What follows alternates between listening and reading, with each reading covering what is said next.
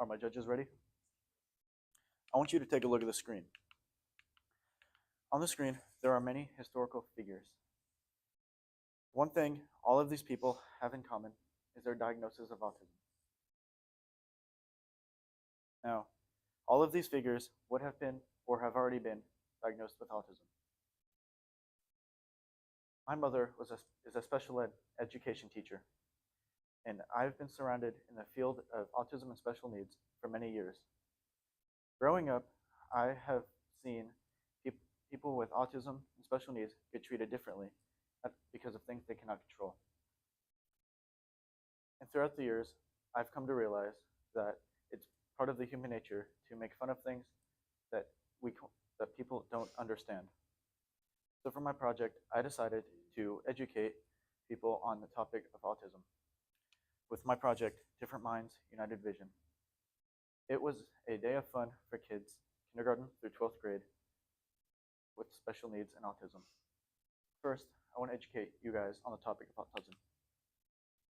Autism spectrum disorder, or ASD, is a neurological disorder, meaning it affects the brain in many different ways. It is a lifelong condition, meaning that there is no cure. So the moment you are born and the moment you are diagnosed with autism, it is with you forever. Autism affects about 1 in every 36 children. Now, these numbers could vary depending on how many kids are tested and what age they are tested at. There are different cases and severities of autism. Like I said, it affects the brain, specifically the hippocampus and the amygdala and the limbic system. All of these control our emotions, decisions, and our behavior, motor skills, all sorts of stuff. This causes people with autism and special needs to not be able to do things the way we can do. Like, for instance, we could use a pair of scissors, but someone who has motor skills, who has trouble with motor skills, might not be able to and would need help with that. Like I said, they can be tested at different ages through magnetic resonance imaging, or MRI. Here is a brain scan of the amygdala of a person with autism versus without. And you can see that the amygdala is inflamed compared to the person with autism compared to the one without. And the hippocampus and the amygdala are typically inflamed, and that's how they know a person has been diagnosed through an MRI. And I stated earlier that there are different severities and levels to autism. Level 1, requiring support. Those with level 1 can function just like any other person who is not diagnosed with autism. Meaning that, yeah, they can function just like us, but they might have trouble with social cues, and typically do. Meaning that I can notice like social cues like mad, sad, upset, but somebody who has level 1 might not be able to notice those kind of things. Level 2, requiring substantial support. It's a higher level, meaning they need more support doing certain things, maybe getting dressed or showering, and they have trouble noticing social expressions and cues too. Level 3, requiring very substantial support, meaning that those with level 3 have trouble doing almost everything and need a lot done for them, need a lot of care. Meaning they would need help getting dressed, showering, brushing their teeth, even maybe wiping.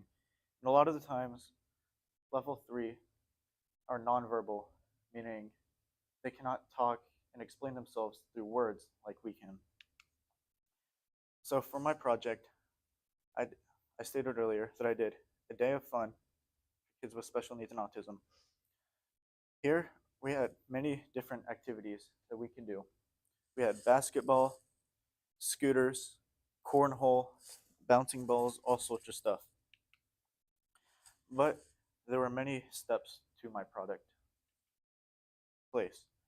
I had to find a place that I could host the event, but not that everybody to the public could just join in when they don't fit the criteria. But I found a place. It was the elementary cafeteria slash gymnasium. And after I found the place, had to schedule a date and time.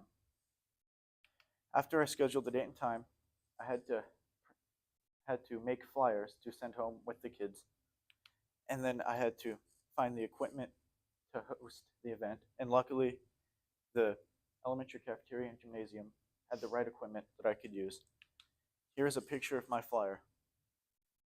It has the date and time and all of my contact information and a list of stuff that we could do, that the kids could do. Like any other project, there were a lot of challenges.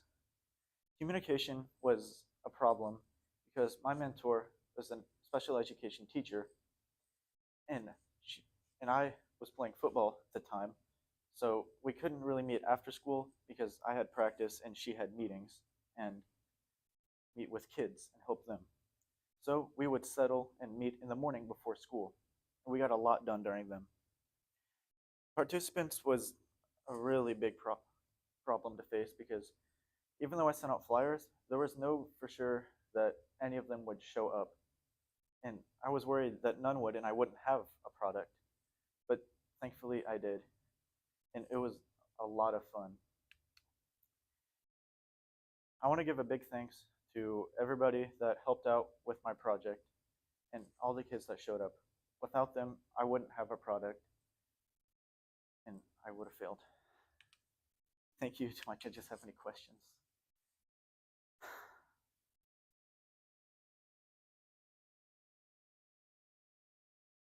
So it was based on what the kids could do. And my mother, like I said, special education teacher. So we had a list of things that they would be able to do, like basketball. They could do sensory stations, cornhole. It would help with hand-eye coordination. You know, that makes sense, or yeah, okay.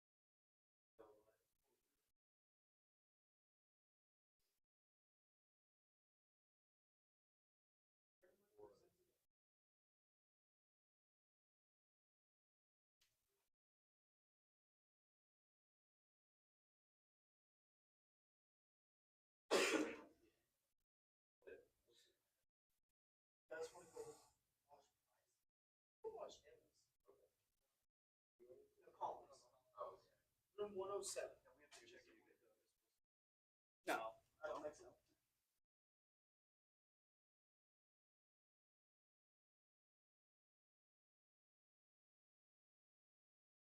I just didn't want to stick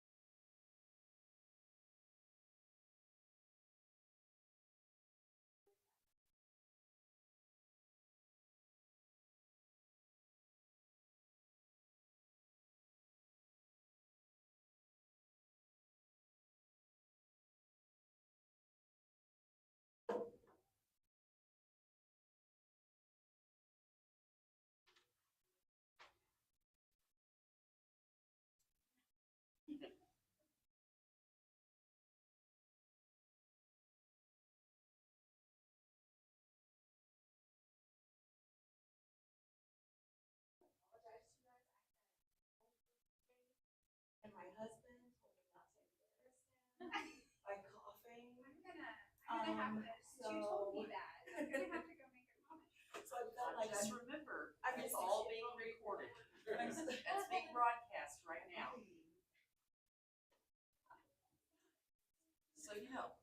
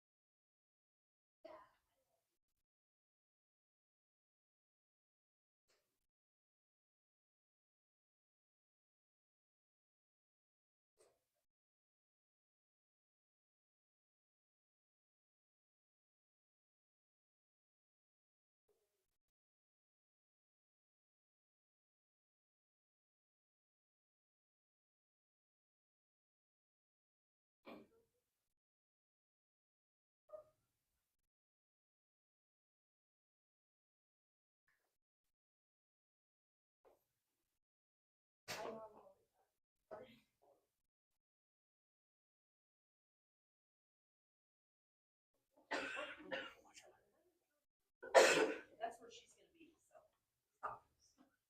Right there. There you go. Yes. Make sure you push it back.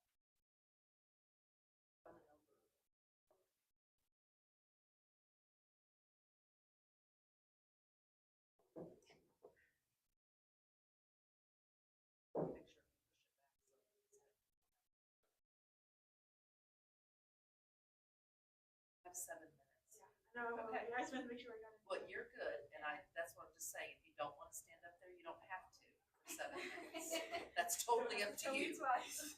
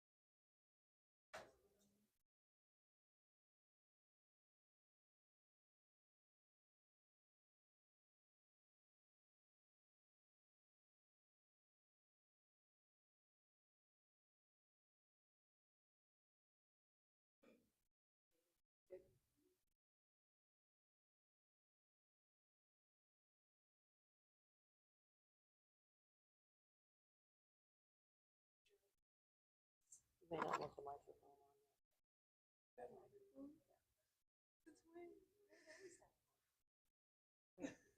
I just thought they talked really loud.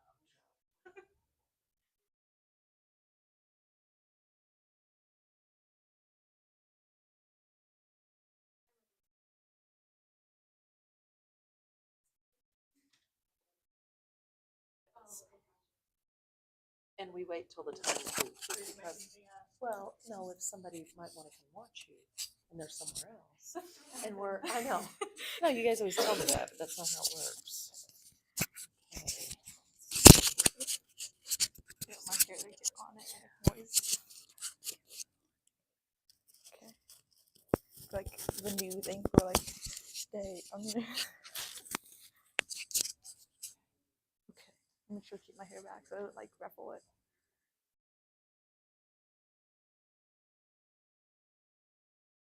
What are you doing?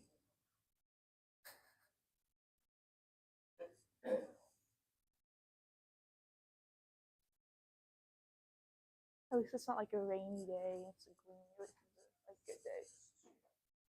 A happy day. Right? Great weather. And like prom. Prom was so rainy and I know, me too, but it was turned out really good, so.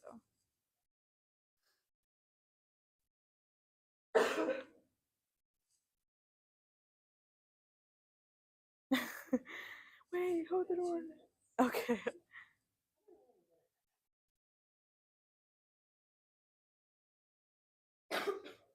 You okay?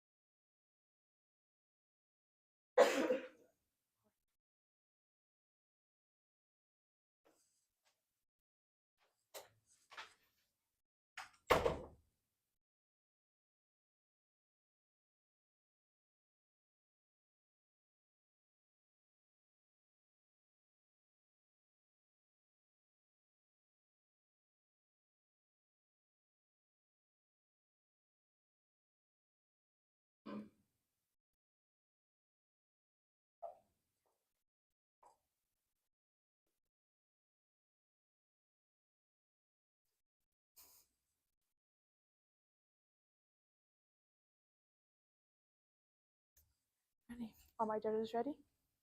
Alright. I want you to imagine that you have a daughter in a mixed gender sport and that they have a big game coming up. A game that she's been training hard for day in and day out, putting on for time, dedication, and effort into training. The day of the game comes and the coach begins to speak. He says it's a big game. They need to focus on winning. So they would put the boys in.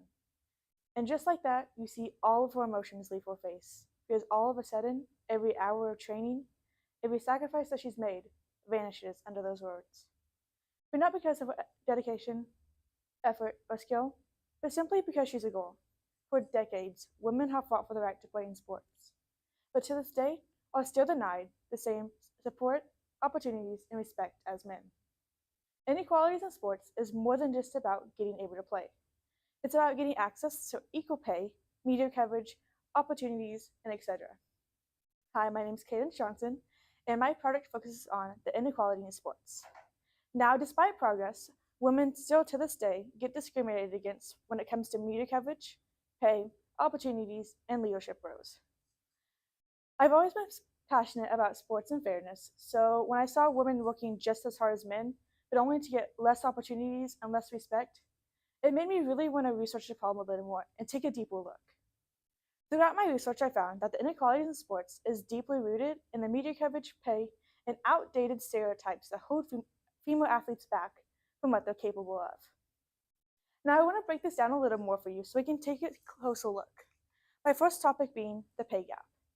The pay gap between male and female athletes has been a big problem for years. In 2012, the average pay for a male NBA athlete was $10.7 million, while the women's was only $113,000. That's leaving women only getting 1% of the men's pay, which is pretty sad if you ask me. But more recent data, being in 2021, the average pay for a male soccer athlete was $85,000, while the women's was only $36,000. As you see, even over the years, the pay gap is huge. But it's more than just about the pay. It goes to other things, such as the facilities being provided. During the training for championships, men were provided with full professional equipment, such as several bench racks and squat racks, while the women only had a couple of yoga mats and a single set of dumbbells. This is holding the women back from what they're capable of because they're not getting the training that they need. I also want to talk about the uniforms being provided. When a new season comes, men are provided with new uniforms, but women are left to use the old recycled ones until they are completely worn out and not wearable anymore. But it also goes down to something small as the meals being provided. During the championships, men were provided with full gourmet meals, while the women had simple pre-box meals. Now you might be thinking, this isn't that big of a deal, why was she bringing it up? But to women, it's just another way inequality works its way into sports. But it also goes down to the support they get. Has it ever dawned on you when you turn sports on TV, it's normally a men's sport? That's because 95% of television sports target to men, leaving women with just brief moments here and there to shine. This follows down to their own community even. I'm sure most of you in this room have been to a boys' basketball game during the season. The parking lot's full, the seats full, people are there ready to support win or lose. But the girls' team, on the other hand, sadly, it's not the same. They struggle to draw even half the crowd of the boys' team, even when they could be having a record-breaking season. Imagine how this makes them feel, knowing now, no matter how hard they train or how much time they put in, they will never get the same support as the boys do. Throughout my research, I found that girls often feel like they're being pushed to the sidelines, not because of effort, skill, or determination, but simply because of their gender. They work just as hard, train just as much, only to get overlooked, underfunded, and underestimated. The feeling of being pushed to the sideline despite all that hard work really stuck with me. It made me realize how important it is to have a spot we feel included and a part of. Which leads me to my project. For my project, I knew that I wanted to better the community. I knew I wanted to make the community more welcoming in the spot where everyone felt included, no matter who you were or what you did. For my project, I built 4 wooden benches out of 2x4s and stained them. Now, originally I wanted to place these benches at the tennis courts at Booster for the athletes and faculties, but after my appeal got denied, I had to really reconsider where I'd like to put them so they can have the impact that I was still needing. I decided to place them at the school so they can impact a larger group of students and faculties. Because just like women deserve a fair shot in sports, students deserve to have that welcoming spot where they can sit, rest, and feel welcomed. Now, when I first chose this as my project, I thought it was going to be pretty simple. Cut some wood, put it together and call it a bench, but turns out there's a lot more to it, so there was definitely some steps that I had to go through. My first step being planning and picking out my design. For my design, I knew I wanted it to be appealing to the eye, but most importantly, I needed it to last for the years to come. After looking online for a little bit, I decided to go with the style I have now, simply because it can hold a larger group of people and is very, very appealing to the eye if you ask me. Next, I had to get with my mentor and decide when was the best time to work on this to make this idea come to reality. After that, I had to figure out where I was going to get all of my materials. For the style that I chose, I was going to need a lot of wood, so I had to figure out where I was going to get it from. After some brainstorming, I decided to ask the school if they'd be willing to provide the money.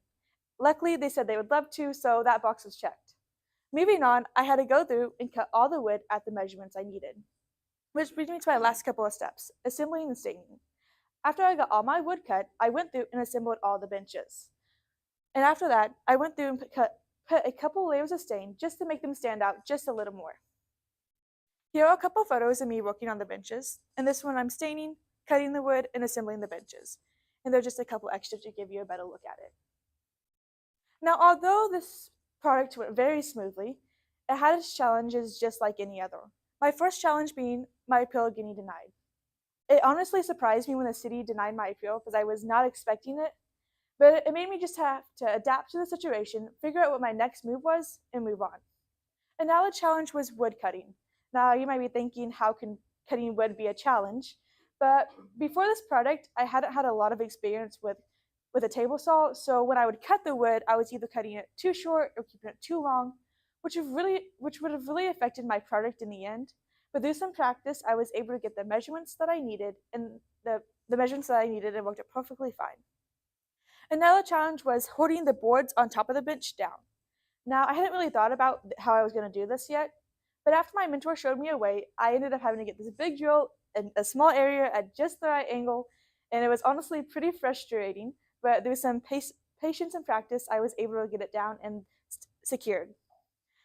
Through these challenges, I was able to get hands-on experience with woodworking and construction, and I was able to grow my problem-solving skills and being able to adapt to difficult situations better. But most importantly, I learned how important it is to have a spot where you feel included and welcomed and a part of. But I want to take you back to the beginning of my speech, how that girl felt whenever she was pushed to the side and excluded. My goal was to make sure no one ever had to feel like that again. Through my benches, I feel like I've achieved this goal, and I will forever be grateful for the opportunity I got to grow my knowledge of the inequality in sports. Thank you. Do my judges have any questions? Okay. Okay, I love one thing I want to make a comment about. I love the build stuff too, and carpentry is male dominated. It is, yes. So I like how you connected women's sports with a male dominated building. My question is, what was your biggest challenge when it came to building something? Like I said earlier, I hadn't had a lot of experience with like woodworking or really any kind of construction with wood.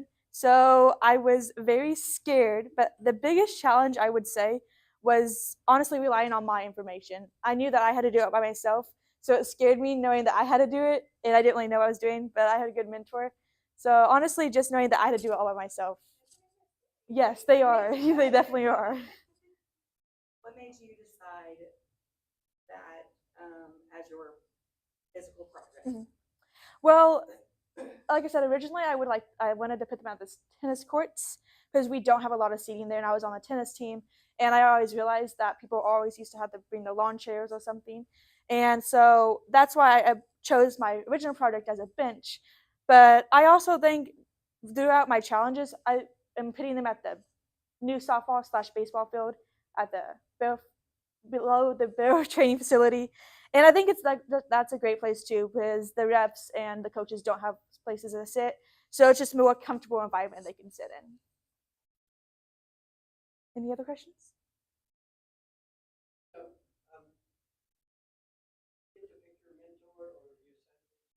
Yes, sir. I got to decide who my mentor was. So, did the project, was it the project or the topic that, how did you pick your mentor? Oh, how did I pick my mentor? It was mostly the project because my mentor was Mr. Bell, and he's the workshop teacher, and I knew he had a lot of experience with wood and putting it together and all that. So I decided on him because I knew he'd be a professional in the area that I was needing. Anything else? All right, thank you guys. I hope my hair didn't touch it. I tried.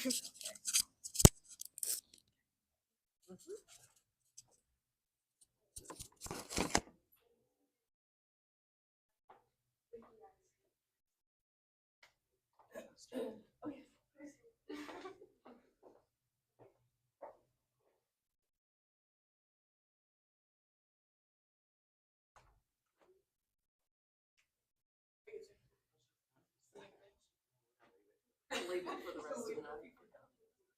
Something to sit on. For the audience. Thank you guys again.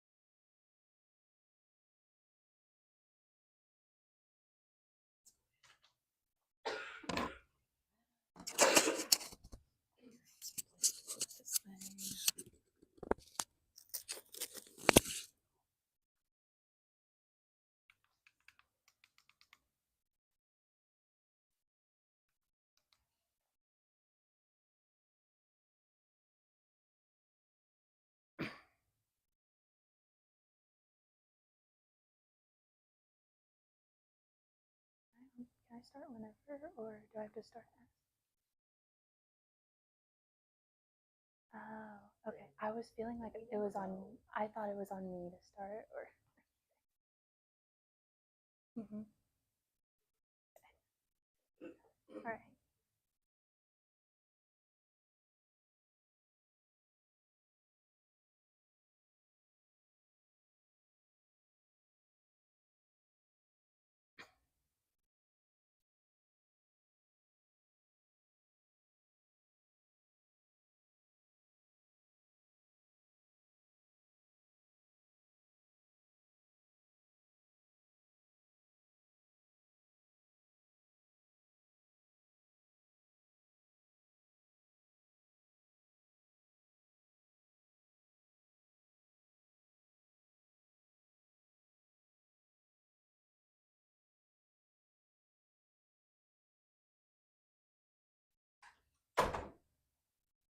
Are my judges ready?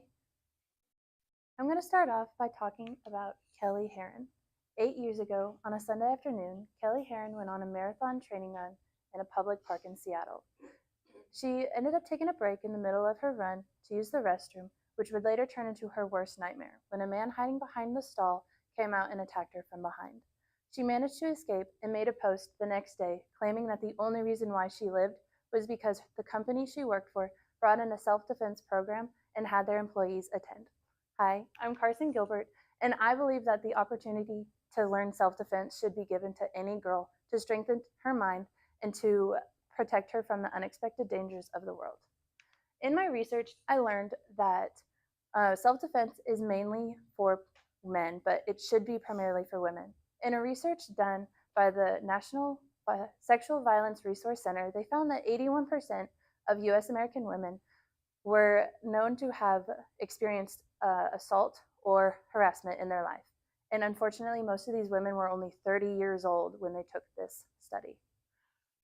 In my continued research, I learned that there are also many different types, but I summed them down to the three main, which is physical techniques, mental preparedness, and situational awareness. Self-defense isn't always about physical abilities, it's about strengthening your mind in terrible situations.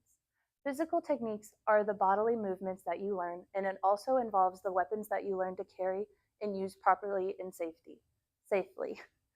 Mental preparedness goes along with the famous saying, fight or flight, but I'd like to add another one, freeze, because in very scary situations, the mind can be paralyzed by fear, and knowing how to get yourself out of these situations is a vital component in getting the best outcome out of your situation.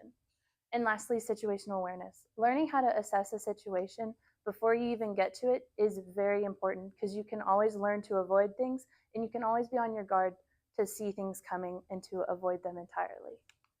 In my continued research, I found that the most important part about learning self-defense is not actually self-defense itself. It's learning how to de-escalate a situation. This goes in hand with assessing your situations because learning de-escalation can help you get out of situations before you're even fighting for your life. De-escalating is where you can either talk your way out of a problem or to see the problem and fix it in hand without having to use your hands and feet. And I also had to learn that weak spots are on an anatomy of the human body is vital for anyone to know, even without the context of self-defense. The main weak spots are most of the face, which is the eyes, ears, and nose, and then the rest of the body can be the side of the thigh and even your feet. All of those weaknesses have their own special defensive skill that you can learn, and I had to learn a lot if I wanted to teach my girls how to in my project. And learning was a lot of problems because with one specific skill, there are hundreds of different types of ways you can go about learning this skill. I've learned so many benefits and I put them into categories, physical and psychological. In psychological, self-defense can give the sense of empowerment. It can help women feel more confident and independent in their bodies and their minds. And as a 17, almost 18-year-old teenager going off to college and being a girl, I love that I can feel confident in myself and I can go places on my own without feeling the need of having someone there to keep me safe as well. And again, assessing situations. It is so important to know what a situation can look like and what something looks like as well. If I can go somewhere and I know what could possibly happen, all the outcomes, I can know and I can better assess if I need to leave or if I can continue. And then psychological is anything physical, or physical is anything you can do with your body. You can be ready for anything. Knowing self-defense also helps you know different kind of situations, so you are always thinking and always ready for anything. Physical endurance is also important because sadly the average time and amount of rape is almost 2 hours long. This is a picture of the same public park Kelly Herron was at, and the red line you see is the GPS that she was wearing, and as you can tell, she tried her hardest to get away from her attacker. And she said that she was being attacked for almost 30 minutes before she was able to run away. And this is very important for people to know that dangerous people are out there, and it's very vital we know how to defend ourselves. And this is what led me to my project. I hosted a girls' self-defense class for the teenagers in my high school. I taught multiple skills, 3 of which I will explain in a second, and I taught many really easily rememberable, as in very scary situations, it's hard to keep the mind straight, and knowing how to remember them and them coming straight to your mind is very vital. And I also taught how to properly handle weapons. I brought in some of my own, and most of them you can have on your keychain, like a small taser, a key ring with spikes, along with just a simple set of car keys and pepper spray. I taught how to properly handle them, and I also went over different ways to use them in very specific situations as well. The first thing that I taught was a chokehold escape. This is when an attacker comes up from behind and uses their arms to cut off circulation from the veins in your neck or cut off your airways. Usually they'll try to pull you from behind, but the way that I was taught to get out of this escape is to roll in the direction their arms are being held. So you can break their grip, and you can also throw them off balance as you put their body weight onto yours. A second thing I taught was the hand grab escape. There's 2 different ways you could do this, is with a single hand or 2 hands. I taught both the single and the double. The single is just, you can, whichever way their thumb is facing, you spin your hand in that direction and it will almost always break their grip.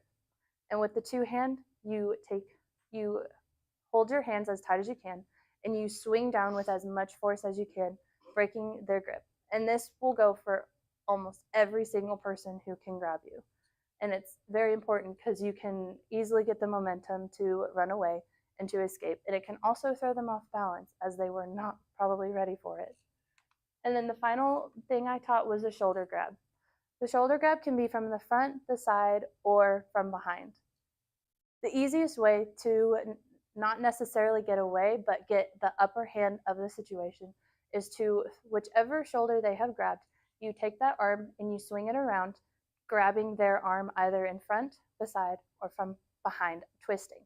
If you can get a hold of them and they don't have power of you, you can put them in a better situation to where you can either push them away or pull them towards you and kick them or hit them in any of the weak spots that I have mentioned. With a project this big, there was a lot of planning, and I had to find a good mentor too, and I found a police officer who is our resource officer. I set up dates and times with him as well.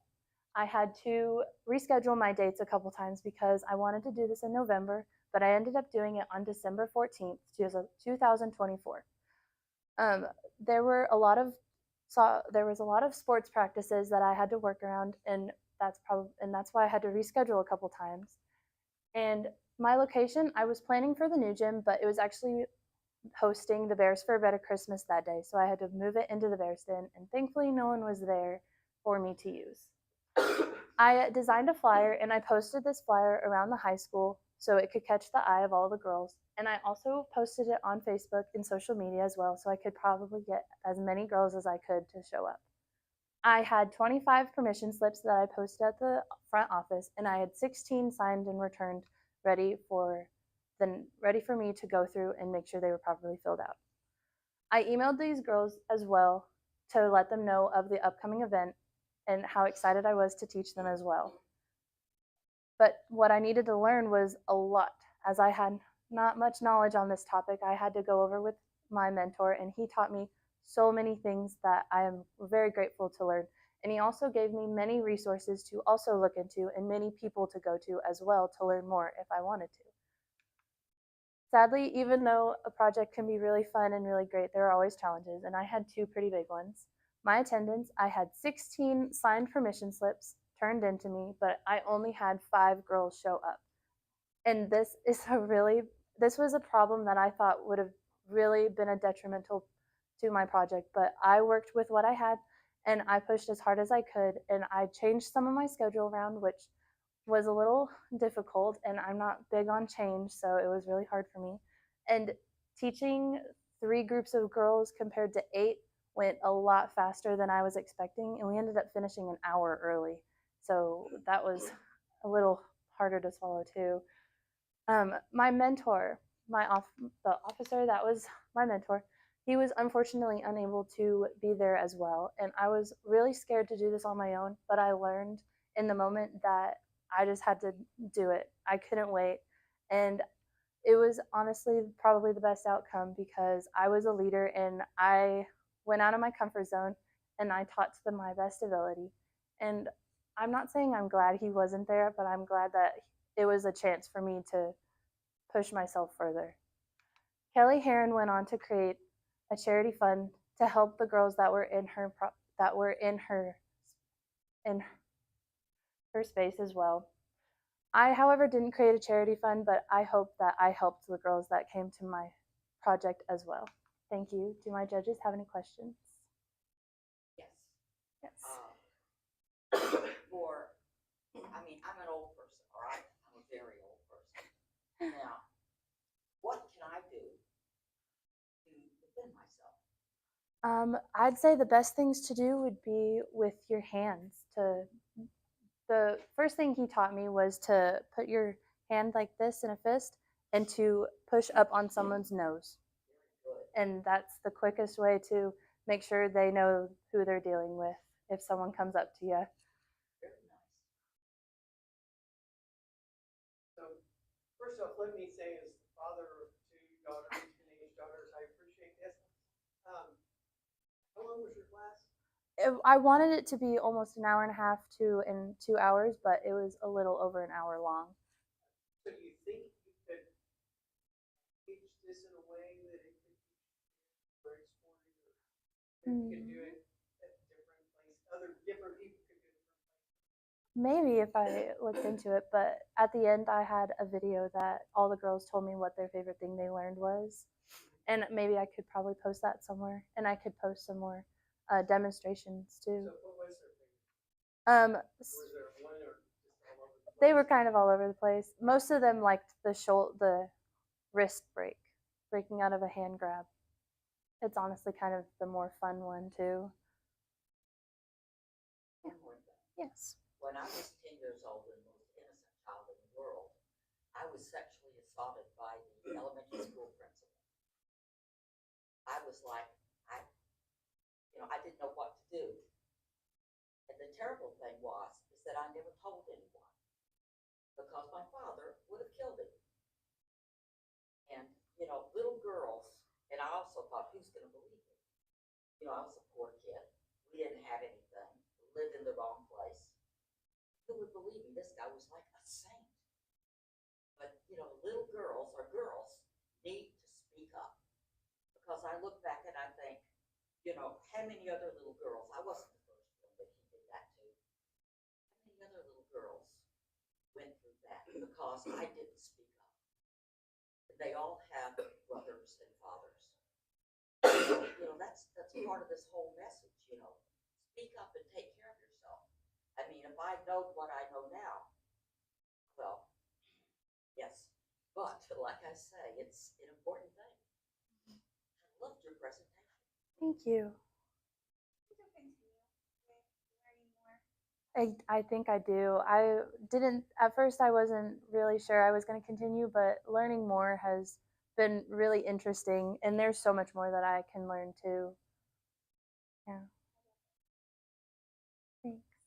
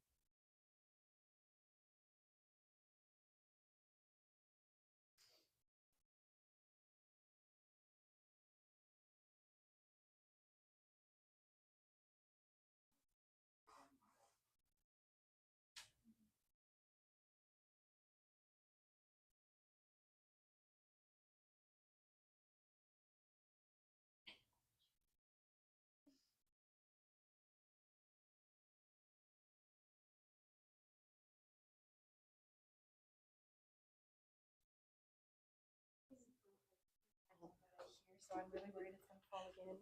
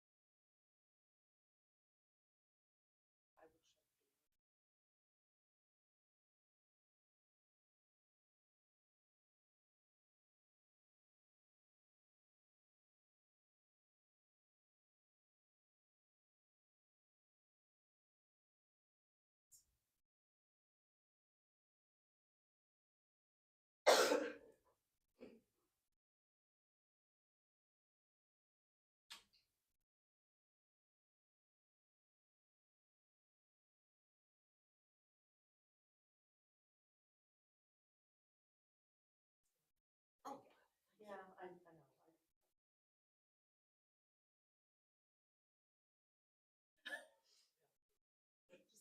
I finally gave up. You're waiting to see the little hand.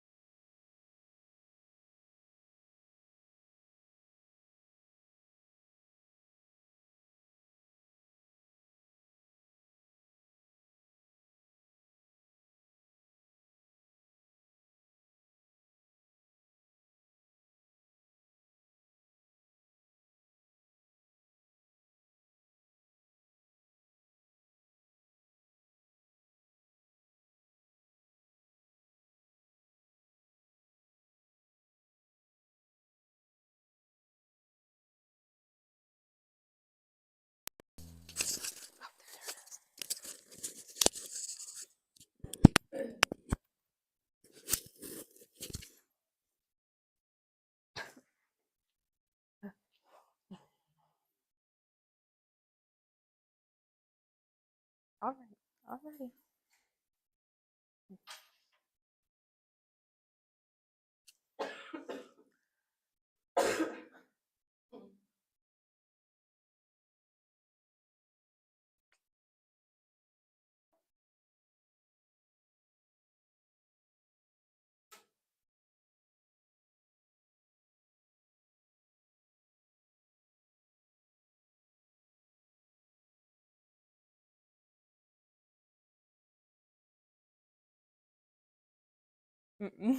I told her she couldn't watch. I was gonna ask if you didn't Yeah, no. She didn't watch my sister's. She's not going to watch mine.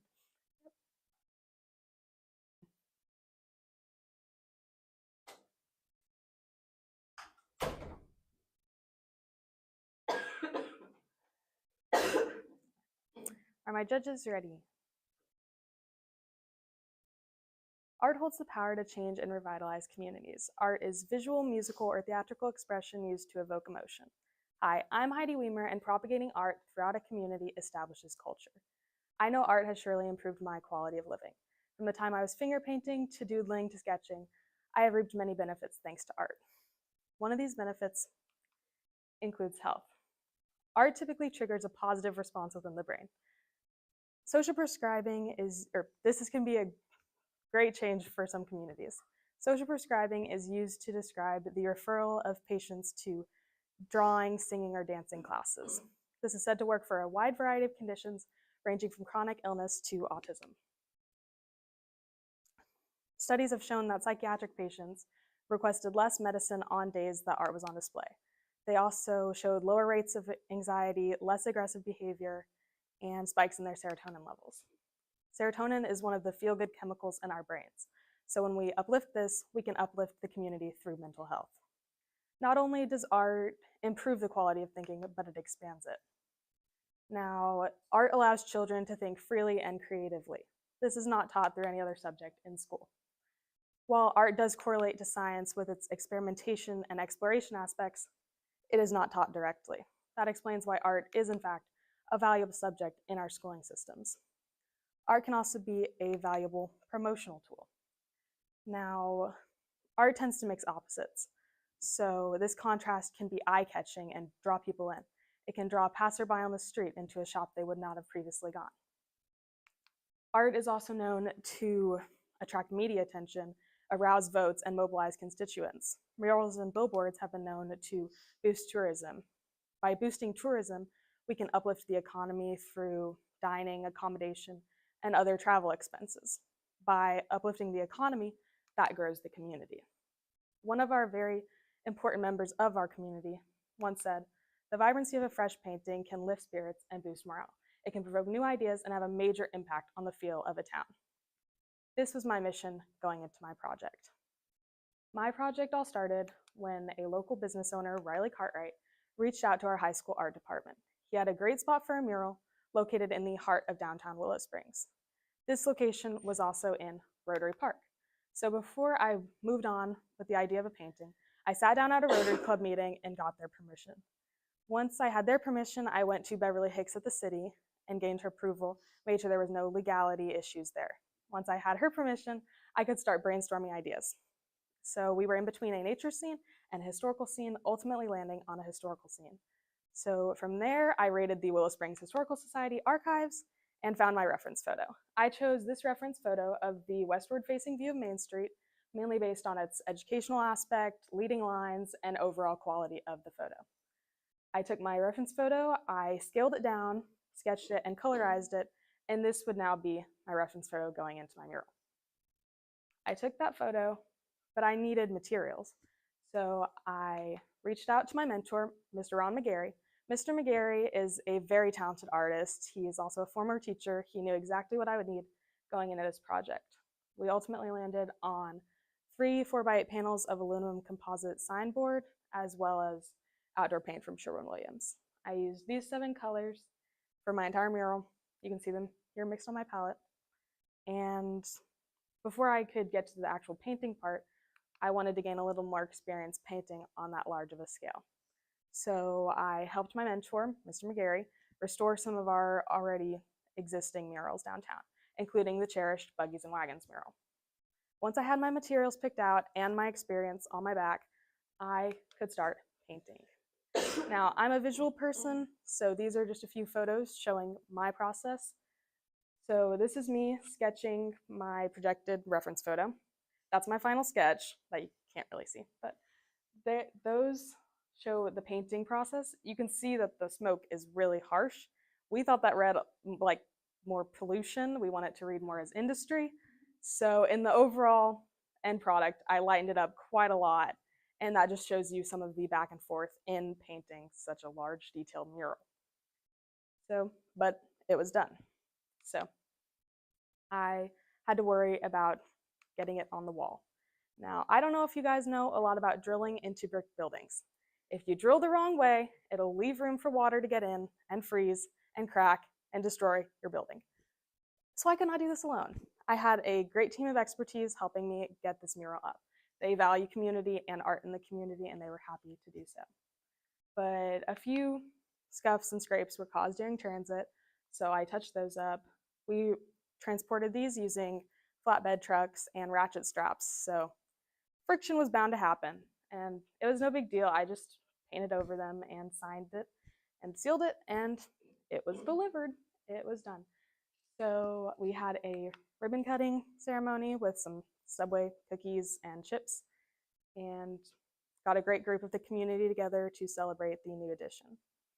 While this photo might seem a little out of place on the slide, given that the wall is just now being painted, I wanted to take a second to recognize Dario. Dario was a huge help on this project. He quite literally got off the ground. We could not have done it without him. He passed shortly before the ribbon cutting, so he was unable to celebrate with us. And I didn't want this to feel exploitative or pitiful. I just wanted to recognize how much he valued community and what he did for this community and what he did for my project and what a good soul he was. So, this project did not come without its challenges, however. A big challenge for me was the utter size of the thing. It was, like I said, 12 by 8, so it was a little daunting to take on. I had to be very confident in myself, in my abilities, and confident as I was painting it. Going hand in hand with the size of the thing, I had to climb scaffolding. My mom and I do not like heights, so climbing on these rickety pipes and standing on sketchy wood was not fun for either of us. So that was a little challenging, but we were up there to varnish the painting. The varnish we used was a spray clear coat, and that ended up proving to be very challenging. It would not mix well with the wind. The wind would not allow it to dry flat and even. It just kept coming out splotchy and was a little hard to work with, which meant we had to keep going back up the scaffolding to spray more coats. And eventually we got it done. If I were to do this again, I would use a roll-on varnish or sprayed inside. But overall, despite its challenges, I think my project brought together a great group from our community on a unified project and showed what art can do for our town. Thank you. Do my judges have any questions?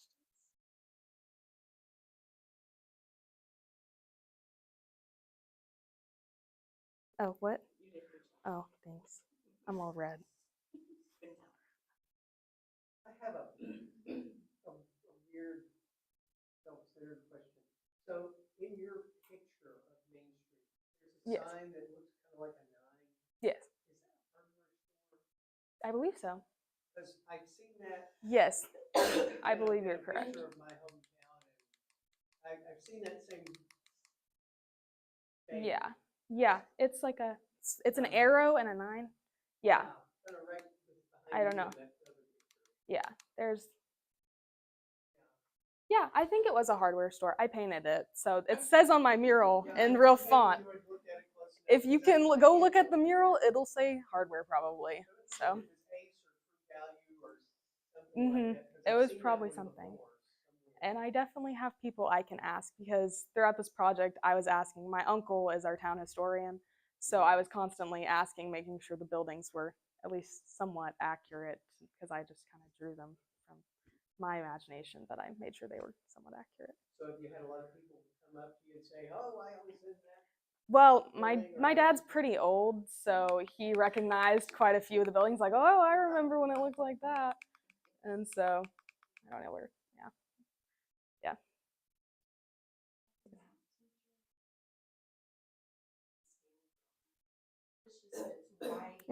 So a field trip. yeah, yeah. I mean, scaling this was actually not terrible compared to other things I've done. I have painted on this large of a scale before, not quite as large. I painted like a third of it, but my reference photo was a little more slim of a rectangle, so I just kind of filled it with sky. So it wasn't terrible, but I did have to scale it, adjust it.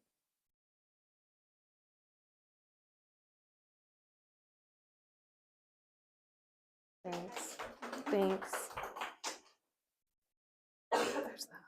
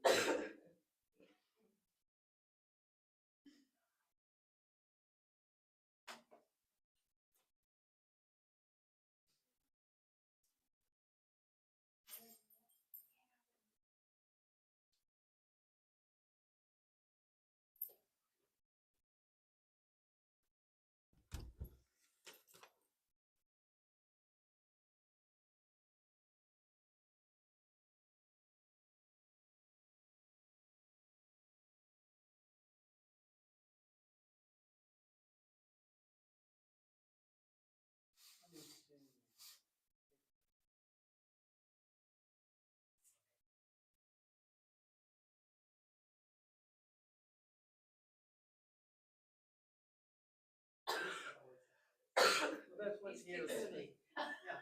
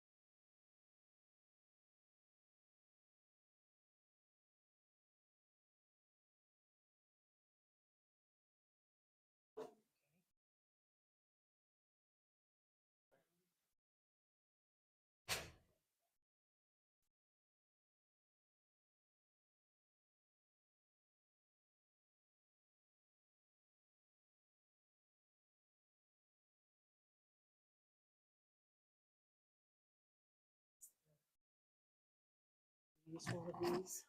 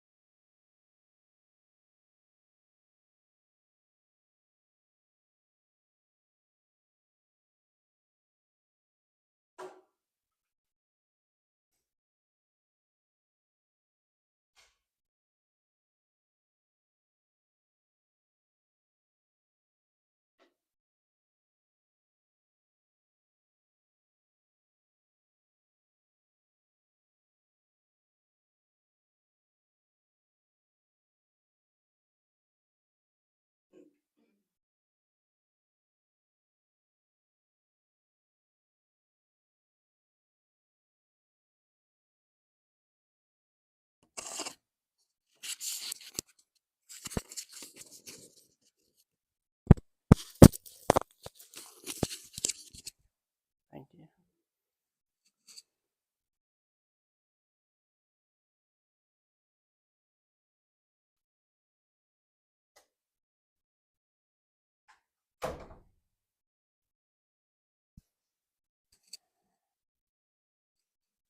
Are my judges ready? Mr. DeMar and his family were at their house late one night when they heard a crash downstairs and heard their house alarms going off. So they stayed upstairs until the police had arrived. When they arrived, they had realized it was a burglar and they had stole many valuable things, including keys to a BMW that had their house keys attached to it. So Mr. DeMar went and bought himself a gun so he could protect his family in case they came back and tried to rob the house again or worse. So Mr. DeMar went he bought a gun, and then that night the burglar came back. He ran downstairs when he heard his house alarms going off, and he met the burglar in the kitchen. He shot him once in the leg, and then the burglar started to charge him. So, as the burglar was charging him, he shot 3 more times, hitting him once in the shoulder. When he hit him, the burglar diverted his path and ran and jumped out of the window, and was later caught at the hospital being treated for his wounds. Hi, I'm Kix Molter.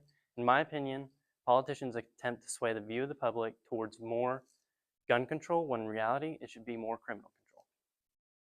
When choosing my topic, I wanted to buy a gun because I wanted a gun for hunting, and so I could just use it whenever I want and not have to bug someone else to use their gun. And then when I bought the gun, I had the perfect idea for my research, which was gun control. Gun deaths in America, 93% of them using handguns. That handgun is obtained through legal means, whether it be 3D printing or whether it's like a ghost gun or a gun someone built. I think criminal control would be a better way to get these guns off the streets, such as like police task force going out and taking down these 3D printing rings or finding who's building all these ghost guns and all this sort of stuff. Background checks aren't working how they're supposed to. Background checks are only limiting people, citizens from getting guns, while criminals are out getting them through other legal means, like I just said. Background checks also have a lot of human error in them. They can leave out stuff and they won't see it, and then that person can use that gun and use it for bad things because someone else didn't put it in the system. Statistics on criminals, 74% of burglars won't go into your house if they think or know you have a gun. A good indicator that you do have a gun is an American flag hanging outside of your house. They say they won't go in if they see an American flag because most people with an American flag that are very American or something like that have firearms at their house and use them. And studies on citizens, 2.5 million times a year, a citizen will run off an attacker with a firearm, like Evelyn Logan. Evelyn Logan was a girl coming out of a gas station bathroom when she was grabbed by her hair and dragged into the woods. She started to scream, but she remembered 5 years ago that this didn't work. So when that happened last time, she bought a gun, and she grabbed this gun out of her purse and shot at the ground, scaring her attacker. So she got up and held him at gunpoint all the way back to the highway until the cops arrived. And this is her exact quote: "I am a rape survivor and a rape attempt survivor. Just the second time I had a gun." The research leading to my project, normally your research leads you to your project. But for me, my project led me to my research. I had the thought of buying my gun and doing my project rather than having my research bringing me to my project.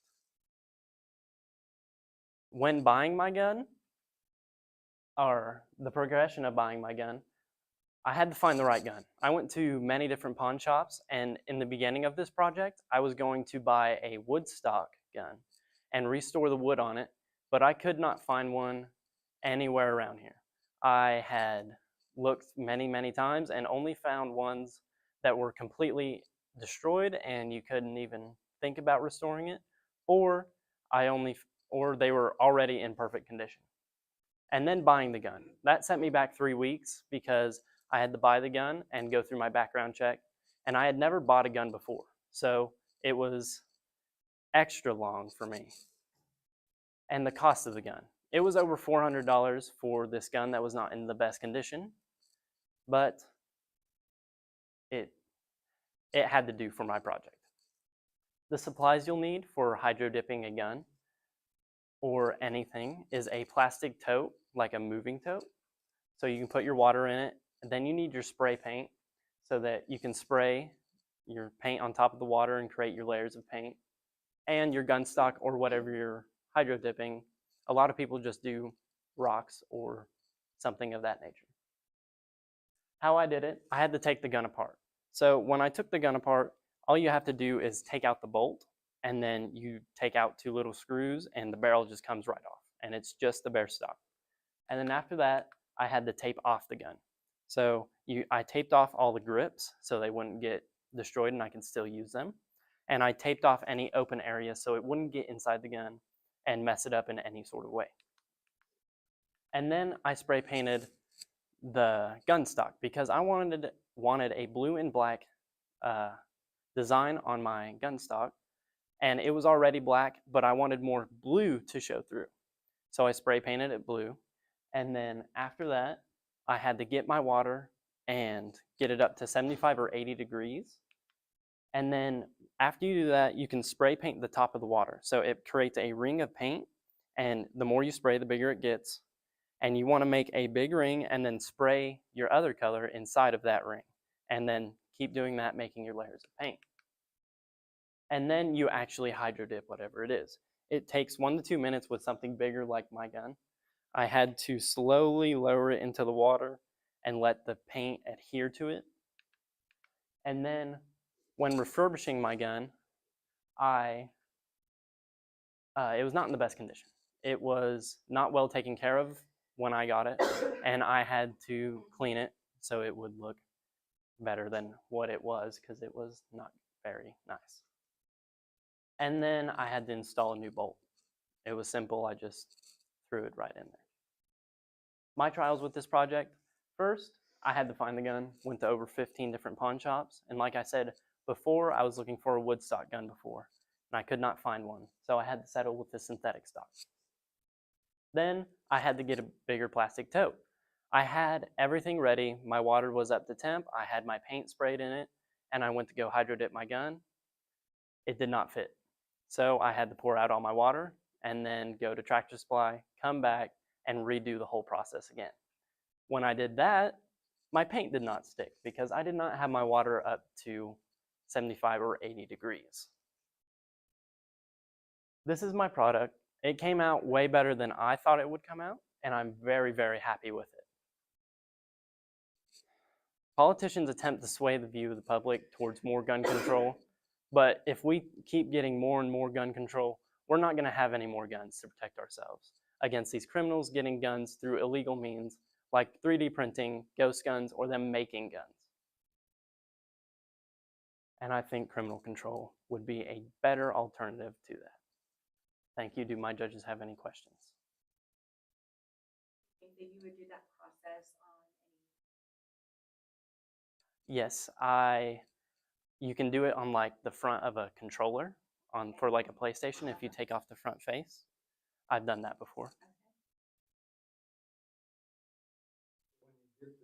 Every time you did it, it would come out a different pattern. Yes, it would. It just depends how much spray paint you put in it. And you make your pattern as close as you can, as you want. So in your paper, you talked about ski patrol, Colorado, that kind of thing. Do you think this knowledge would help you more effectively, help your gun be more reliable? Well, if What you've learned, I guess. if I use this at a ski shop or something, I could paint people's skis, and that would be very nice to do for people, and they would probably pay quite a bit for it.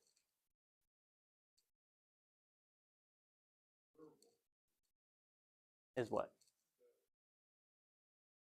It's pretty durable. It has not chipped yet, and I've used it a couple times after that. I've dropped it on the ground on accident, like setting it up over a fence, and it falls over. you got to do a coat of clear over I did. I did a clear coat over it. Oh, well, a couple.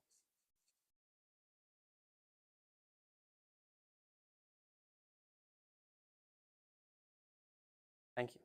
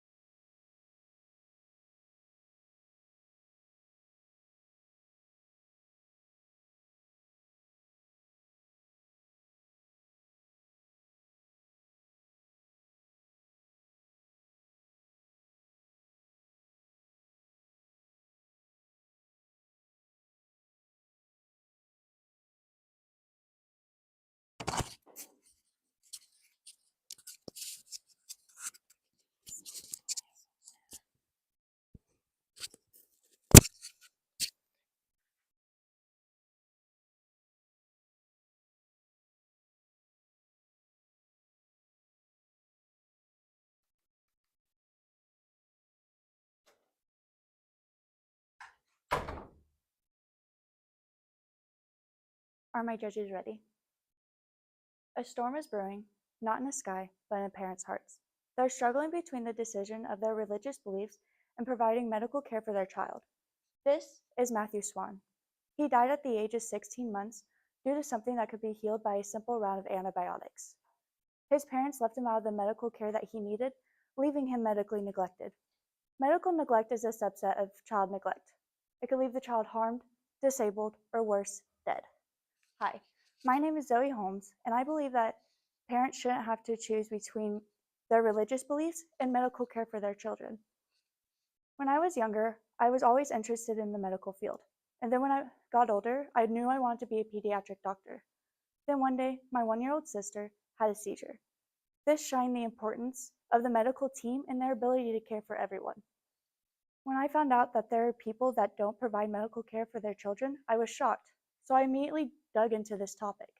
And I found so many shocking stories of parents that left their child medically neglected and the children dying. There are many factors that contribute to the medical neglect that children receive. This including their religious beliefs, refusing vaccinations, and ignoring the children's interests. There are so many religions that set a boundary on the medication that a child can get. One that we might all know is a Jehovah's Witness. They refuse blood transfusions, which can harm a child in their future. It could impact the child's health and can have a huge impact on all of the children. Another religious belief is that prayer is healing. Although I believe that prayer is a huge foundation of my life, I also believe that prayer and medical care should go hand in hand and not separately. There are churches that believe that a physician can only heal the symptoms of a disease rather than healing the disease overall. If the parent goes against the church's wishes, they could be kicked out of the church.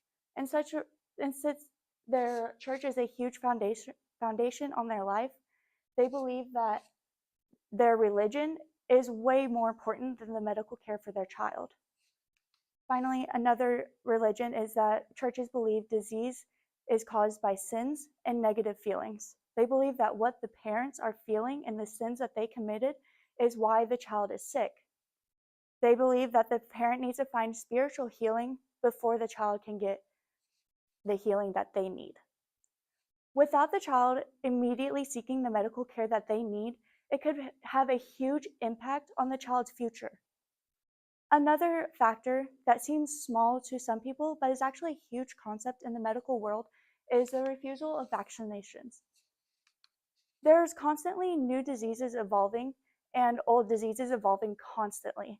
Without vaccinations, children are left vulnerable to the diseases that are out there. It also doesn't affect just the children, but it affects the medical team as well. They are required to take different steps with the children to ensure their safety as well as the child's safety.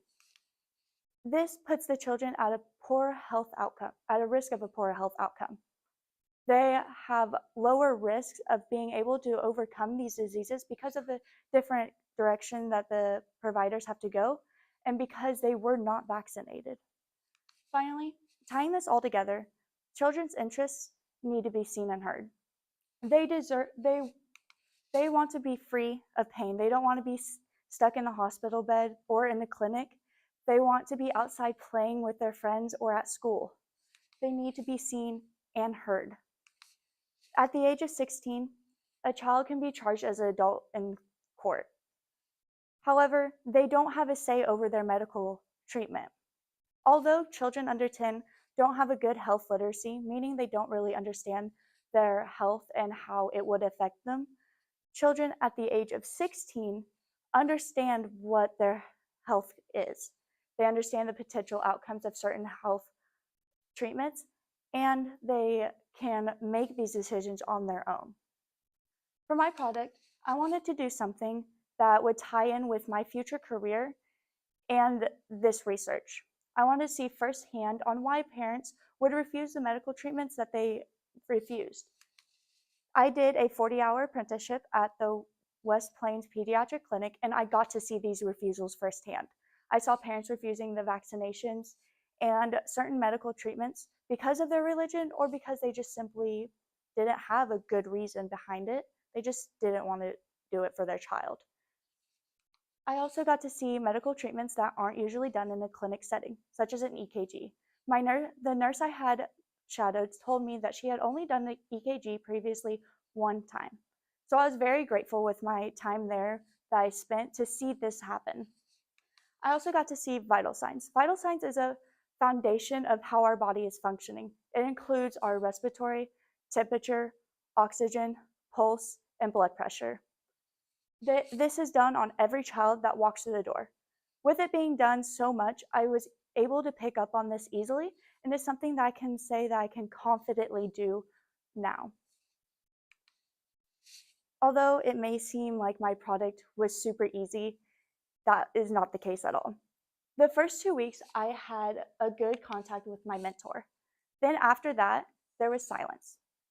No contact. I called, emailed, and texted daily, and we got nothing back. Along with me, there was other students that had her as their mentor, and they also weren't receiving any feedback. So we got together and we ended up calling her boss, getting a hold, making sure she was okay because we weren't sure what was going on. However, we did get a hold of her, but we started my project a lot later than I wanted to. We started it in late October when I wanted to start it in early August. This kind of put a huge dent in my plans, and it put a lot of stress on me.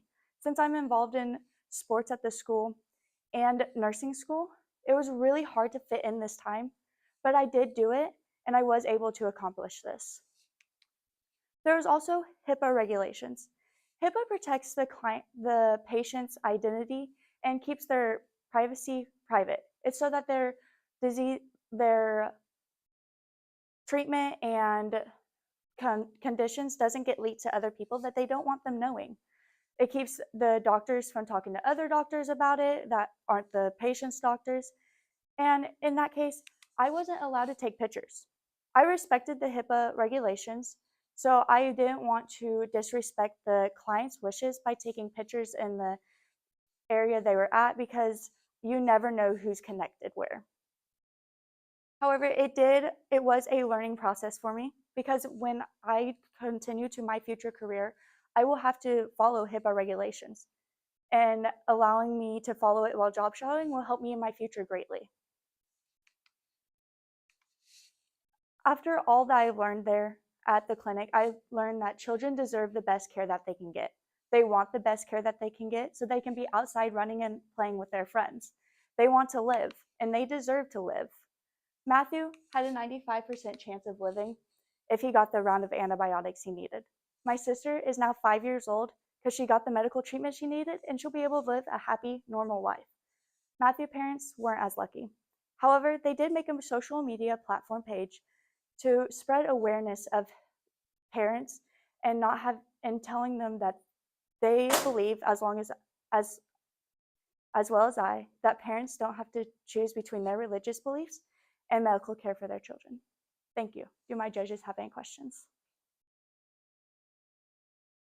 As a pediatric doctor, how would you convince parents vaccination?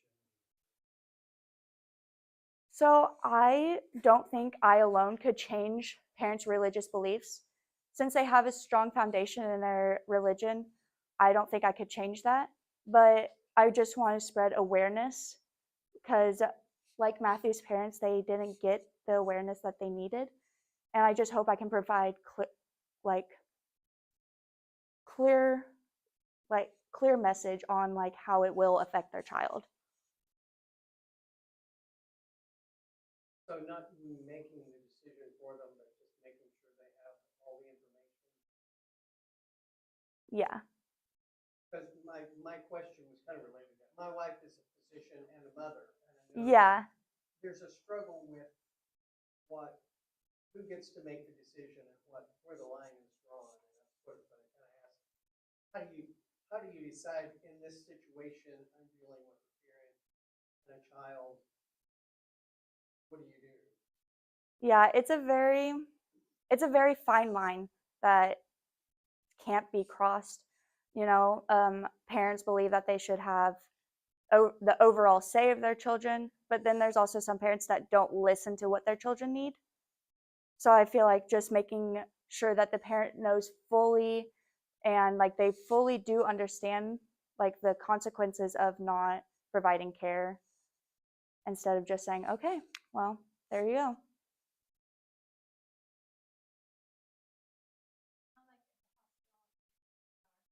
Mhm.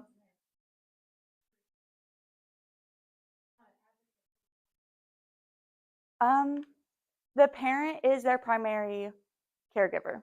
So whatever the parent's final decision is, that's how it is.